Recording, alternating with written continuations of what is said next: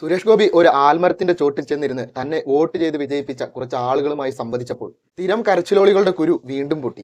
കുരുപൊട്ടലും പൊട്ടിയ കുരു തുന്നിക്കെട്ടലും ഒക്കെ കുറച്ച് നാളുകളായല്ലോ തുടങ്ങിയിട്ട്. അപ്പൊ അതിലത്ര വലിയ കാര്യമൊന്നുമില്ല. എങ്കിലും ഈ കരച്ചിലോളികൾക്ക് ഒരു മറുപടി കൊടുത്തില്ലെങ്കിൽ ഒരു മനസമാധാനം കിട്ടില്ല. സുരേഷ് ഗോപി ചെയ്തത് തെറ്റ്. പൊതുജനങ്ങളുടെ നികുതി പണം എടുത്ത് അതിൽ നിന്ന് 1-2 കോടി മുടക്കി ഒരു ബസ് വാങ്ങണമായിരുന്നു. എന്നിട്ട് പരിവാരങ്ങളെയൊക്കെ കൂട്ടി അണ്ടിപ്പരിപ്പൊക്കെ പാലിൽ കുതിർത്ത് തിന്നിട്ട് സ്കൂളിന്റെ മതിലൊക്കെ പൊളിച്ച് ഒരു സ്റ്റേജ് ഒക്കെ കെട്ടി അതിന്റെ മേലെ കുഷ്യൻ ചെയറിൽ കയറിയിരുന്ന് 2-3 ബാരിക്കേഡുകൾ ഗ്യാപ്പ് വിട്ട് വോട്ട് ചെയ്ത് വിജയിപ്പിച്ച പാവപ്പെട്ട ജനങ്ങളെ മുന്നിൽ നിരത്തിയിരുത്തി അവരുടെ പരാതികളൊക്കെ വാങ്ങി അപ്പുറത്തെ ചവറ്റുകൊട്ടയിൽ കൊണ്ടിട്ട് ഒരു പ്രകസനമൊക്കെ നടത്തണമായിരുന്നു.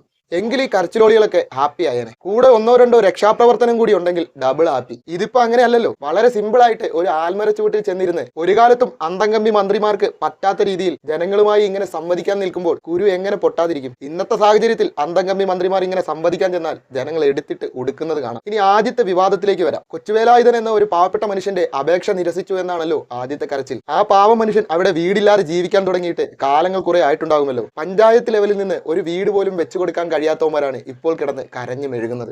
എന്നിട്ടിപ്പോൾ രാഷ്ട്രീയ മുതലെടുപ്പിന്റെ പേരിലാണെങ്കിൽ പോലും ആ മനുഷ്യനൊരു വീട് കിട്ടാൻ സുരേഷ് ഗോപി ആ അപേക്ഷ നിരസിക്കേണ്ടി വന്നു. അപേക്ഷ വാങ്ങി അപ്പുറത്തെ ചവറ്റുകൊട്ടയിൽ കൊണ്ടിരുന്ന ശീലം അദ്ദേഹത്തിന് ഇല്ലാത്തത് കൊണ്ടാകണം ആ അപേക്ഷ നിരസിച്ചത്. ഇനി രണ്ടാമത്തെ വിവാദം, അതാണ് ഇതിലും വലിയ കോമഡി. കരുവന്നൂർ ബാങ്ക് പൂർണ്ണമായും കട്ടുമുടിച്ചത് CPM-ഉം ഈ സഖാക്കളും ചേർന്ന്. പാർട്ടി പോലും ആ പ്രതിപട്ടികയിൽ ഉണ്ടെന്നുള്ള കാര്യം മറക്കരുത്. കാശ് നഷ്ടപ്പെട്ട ആനന്ദവല്ലി എന്ന ആ ചേച്ചി അവരുടെ വിഷമം കൊണ്ട് ഓരോന്ന് വിളിച്ചു പറഞ്ഞപ്പോൾ സുരേഷ് ഗോപി തിരിച്ചു ചോദിച്ച ചോദ്യങ്ങൾക്ക് അവർക്ക് മറുപടി നൽകാൻ പറ്റാണ്ടായി. പണം ഇട്ടതും കട്ടതുമെല്ലാം ഈ അടിമക്കമ്മികൾ. എന്നിട്ട് അത് പോയി ചോദിക്കുന്നതോ സുരേഷ് ഗോപിയോട്. എന്തൊരു ലോജിക്കാണല്ലേ. എന്നിട്ട് 2 ലക്ഷത്തോളം രൂപ തിരിച്ചു കൊടുക്കാനുണ്ടായിരുന്ന ആ ചേച്ചിക്ക് 10,000 രൂപ കൊടുത്ത് അന്തംഗമ്മികൾ മാതൃകയായി. ആ 10,000 എങ്കിലും ഇപ്പോൾ കിട്ടാൻ കാരണമായത് സുരേഷ് ഗോപി. ഇതൊക്കെ പറഞ്ഞ് ഒരു ഭാഗത്ത് ഇവർ കുരു പൊട്ടിച്ചുകൊണ്ടിരിക്കുമ്പോൾ ഈ കലിംഗ സൗഹൃദ സംവാദത്തിലൂടെ സഹായങ്ങൾ ലഭിക്കുന്നവർ ഇതിനേക്കാളും കൂടുതൽ അപ്പുറത്തുണ്ട് കേട്ടോ. അത് ഇവിടുത്തെ മാപ്രകളോ കരച്ചിലോളികളോ കാണില്ല. അതാണല്ലോ ശീലം. അതുകൊണ്ട് കുരു പൊട്ടി ഒലിക്കുന്നവർ അത് തുടച്ച് വൃത്തിയാക്കിക്കൊണ്ടേയിരിക്കും. അടുത്ത കുരു പൊട്ടുമ്പോൾ വീണ്ടും കാണാം.